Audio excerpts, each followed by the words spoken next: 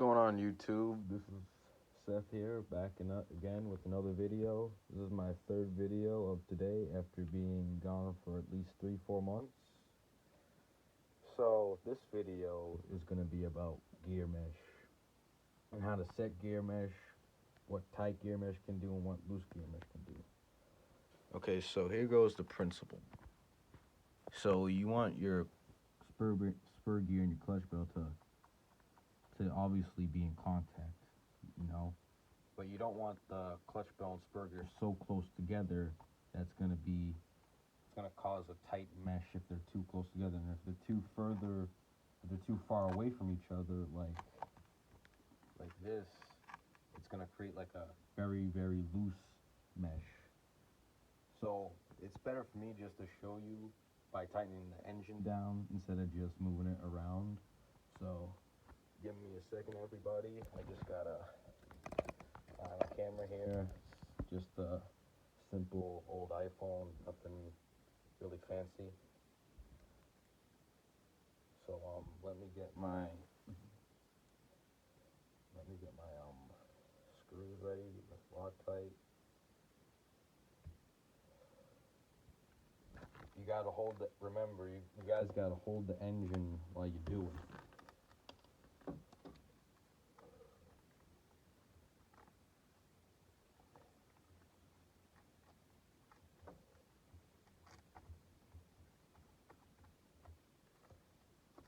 Hold on a second.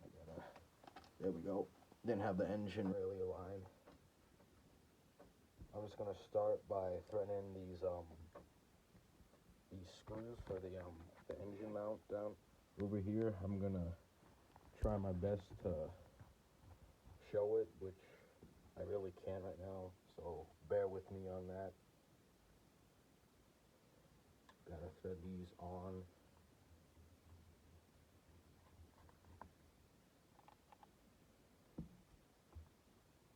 Alright, 2 so far, 2 more to go. I'll tighten another screw.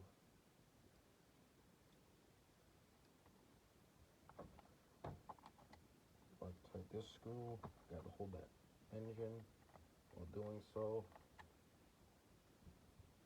Alright.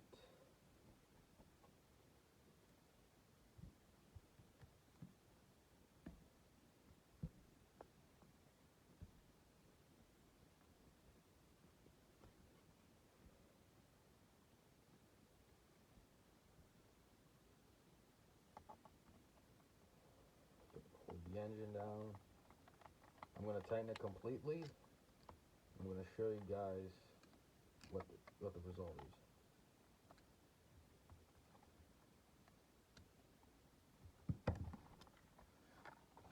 Alright, got the engine in now. I'm gonna show you how the gear mesh is. So what a lot of guys do, and what I recommend doing too, is holding the spur gear. Hold on, and moving the clutch bell. Should hear a little tick like this.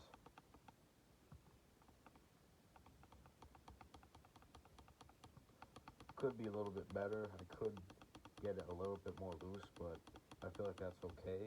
I'm just gonna try and roll it, see if it needs to be looser or tighter.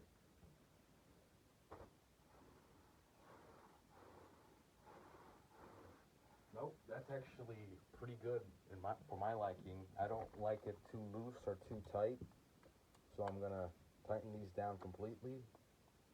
Got my tighty-dighty thread lock on here. You just want it. Yeah, you can tell, because see how easy the clutch bell and the spur gear spin, and it's making that ticking noise as soon as I'm touching the spur gear, and the clutch bell is making contact with that. Alright, so gear mesh is set, engine is completely in. Now for the throttle linkage, you gotta remember to back up your throttle arm for the servo. So I just gotta snap this back on, just like that. That's probably not 100% adjusted, but we'll make that happen. Then the next step is to get my exhaust pipe back on, which I had it on before, but I had to do some tuning with the clutch, so bear with me really quick.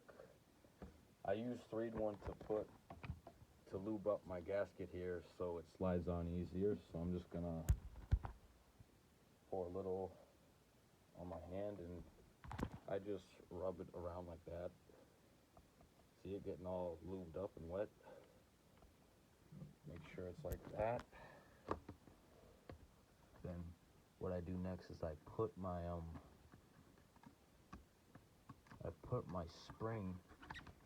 exhaust on the end of the engine, and then I just put my spring on. I just got to get this lined up with the pipe hanger thing on here, and I want to make sure there's no gap in between the gasket and the pipe, because if there is a gap, chances are you will see spillage and leakage below the exhaust. So we want to make sure that's here because that could play a major role on your tune. So I got to get my spring because this is starting to fall off. So I gotta, and I use where is the little thing? I use a little pick. I use these little picks. They're only like $5-10 at Harbor Freight. They come in a set of 4, so I got some picks to help me out with the exhaust, putting the exhaust on.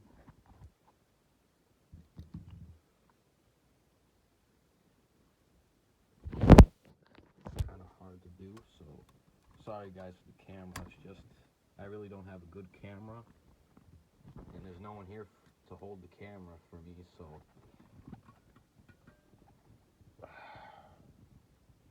I'm trying to. Oh, I got it on, but just for safety reasons, I'm gonna put another one on. So as you can see, oh, my camera's all blurry. Sorry about that, guys. As you can see, the spring is on, and there is no gap in between the gasket and the pipe. So I think all of that is good. So I'm gonna make sure my pipe is 100% sealed. So I'm just gonna put on another spring just to be safe and not sorry, because if it does manage to leak, it will make the engine run lean, have an air leak. Alright, so I gotta.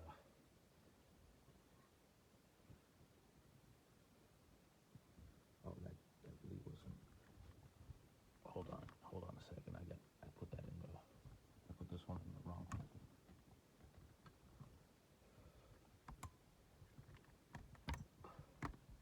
I gotta move the spring up so it can allow the other spring to clamp on. There we go.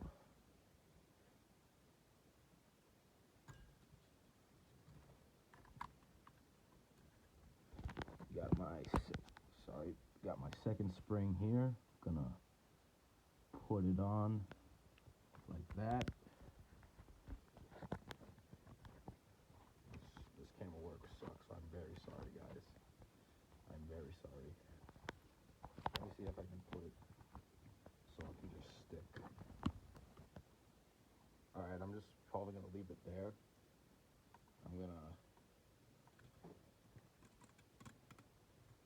Can't really see.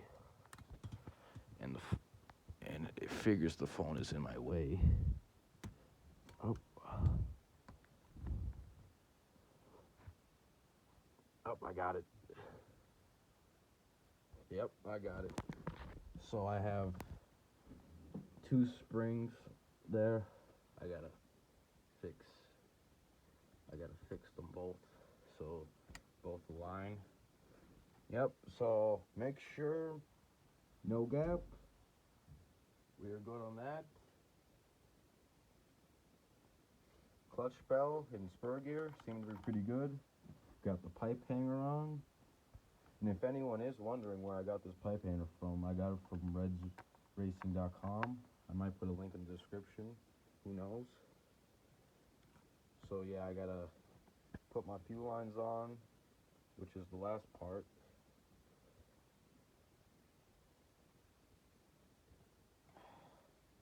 Bam. Then I gotta put my bam for the.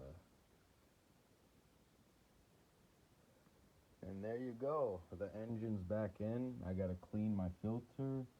It is a little dirty. It doesn't seem a little dirty, but it's not dirty, but I prefer this can be cleaner in my opinion.